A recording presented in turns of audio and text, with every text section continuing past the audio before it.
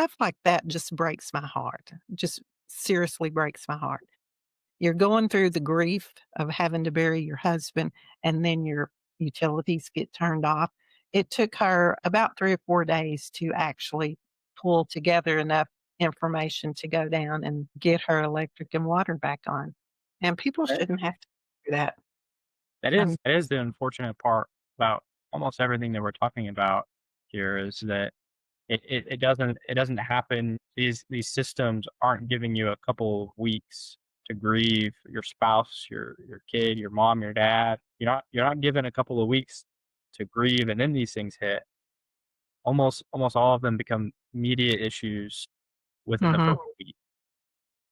So while you're trying to plan a funeral, while you're trying to talk to family, while you're trying to just grieve on your own, you know, Yep. the electric bill, the utility bills, like just like what you talked about, or you can't get access to the bank account, or all the investment accounts are locked up, or now you're told that you're going to have to go through a probate process. And the other thing about the probate process is that if it's backed up a year or more, and it just means that yours doesn't start for a year, and then you started after that, and then it takes a minimum of 8 months, or probably even longer than Mhm. that.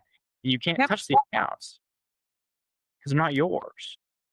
Even if you're named in the will, it doesn't pass to you immediately.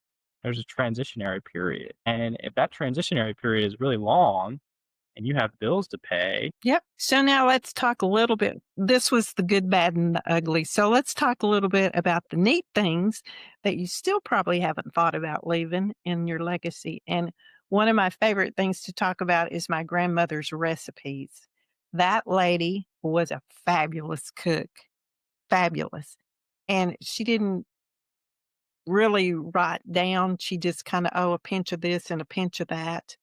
Well, we finally talked her into writing down a recipe that she made this fabulous candy, and we my brother and I watched her many, many times make this candy, but we didn't write the recipe down, and before he passed, we were beating our heads together trying to figure out exactly what pinch of what she put in there to make that candy, and to this day, I still can't make the candy.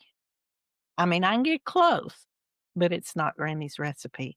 So, little things like recipes, photographs, and for goodness sakes, if you still have a box of the old paper printed photographs, write on the back of them because we kids don't know who those people are or why you even have that picture in the box. And, today's technology world, you can have digital photos.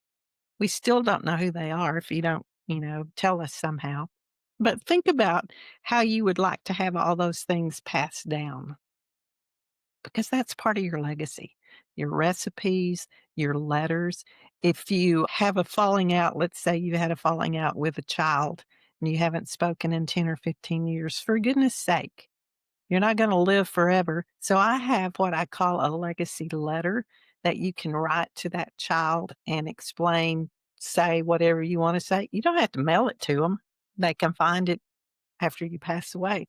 But it's kinda important to have closure on some of those things.